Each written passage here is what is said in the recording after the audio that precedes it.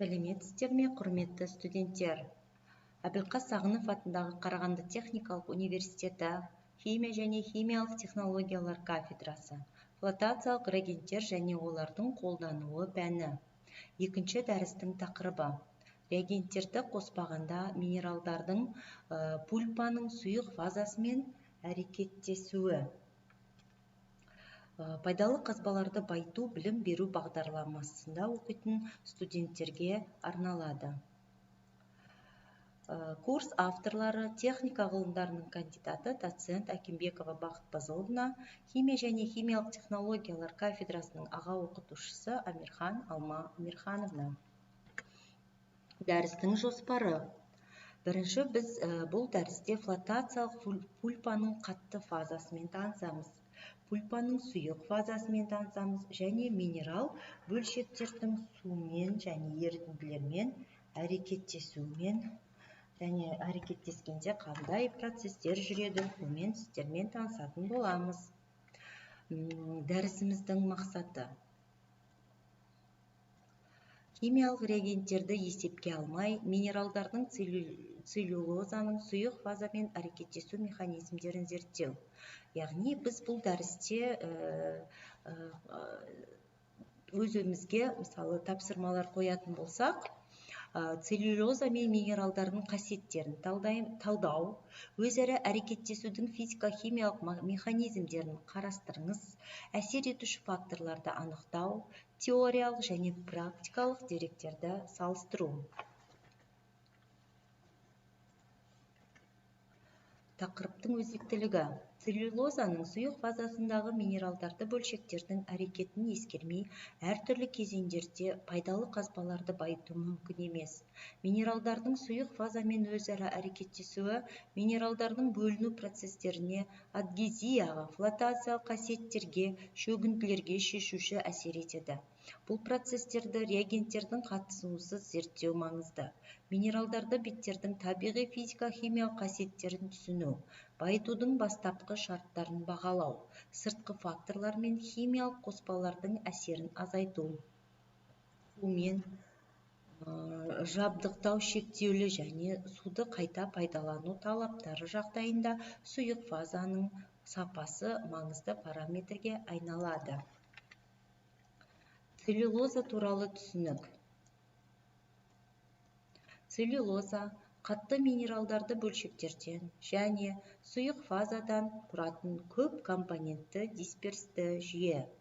Кенді байытудың әртүрлі кезеңдерінде қолданылады. Ұсақтау, жүктеу, флотация, қоюлау, сүзу.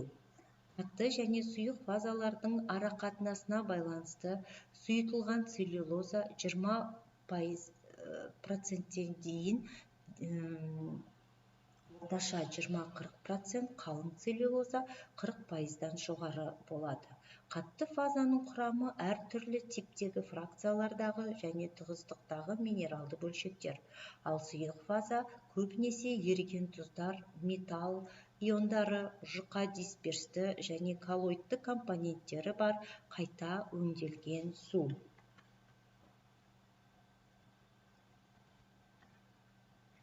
Целлюлозаның сұйық фазасы. Сұйық фаза бұл целлюлозаның дисперсиялық ортасы. Әдетте құрамында су ол еріген иондардан, оған натрий, кальций, магний, хлор және де тағы басқалары жатады. Микробөлшектер мен коллоидтар, органикалық қалдықтар, саз және шлам қоспалары. Оған су көзіне және су айналымына байланысты жүргізіледі.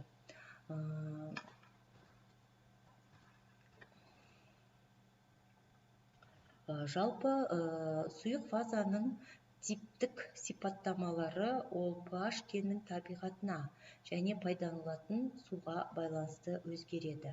Яғни қышқылдан сілтілі ортаға дейін pH көрсеткіш өзгертілу керек. Қышқылдық орта біз білеміз, pH көрсеткіші қандай болу керек? Қышқылдық ортада 7-ден кем болса, яғни 1-ден 7-ге дейін ол қышқылдық ортаны көрсетеді. 6,9-ды көрсетсе де, ол уже қышқылдық ортаға жатады. Егер де pH көрсеткіш шкала бойынша 7-ге тең болып тұрса, ол бейтарап ортаны көрсетеді, ал 7-ден жоғары болса, ол сілтілік ортаны көрсетеді. Шкала 14-ге дейін өрнектеледі. Балалар, есімізге түсіре кетейік химия курсын. Сонда қышқылдан сілті ортаға дейін өзгереді.